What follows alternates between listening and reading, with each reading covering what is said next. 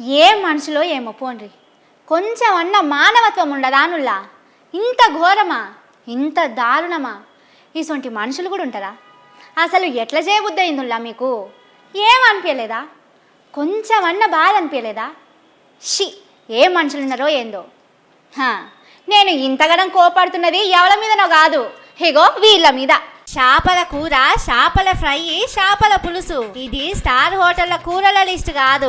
SLBC tunnel కాడ మన మంత్రి సార్ల పగటి బువ్వకు కూరల లిస్టు. సొరంగం లోపట 8 మంది పడిపోయిండ్రు. వాళ్ళను బయటికి తీసుకొస్తామని రోజు హెలికాప్టర్ వేసుకొని వారం రోజుల సంది పోయేస్తున్నారు కదా. అక్కడ పగటాళ్లకు ఇట్లా చేపల కూర వండించుకొని తింటున్నారు. శ్రీశైలం డ్యామ్ లో చేపలు మంచి టేస్ట్ ఉంటాయని ఎవరన్నా చెప్పిండ్రు కావచ్చు. అందుకే స్పెషల్ గా వండించుకొని వేడివేడిగా తిన్నారట.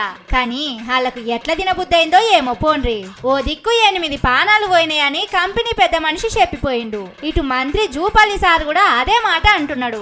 నేను 100% సరే, ఎవరి అభిప్రాయాలు ఉంటాయి. నేను చూసిన దాని ప్రకారం అయితే 100% అవకాశం లేదు.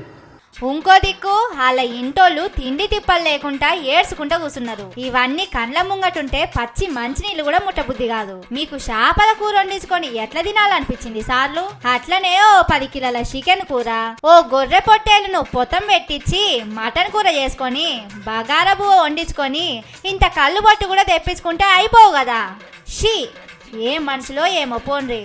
వీళ్ళకు కొంచెమన్నా మానవత్వం లేదా అని పబ్లిక్ మాట్లాడుకుంటున్నారు.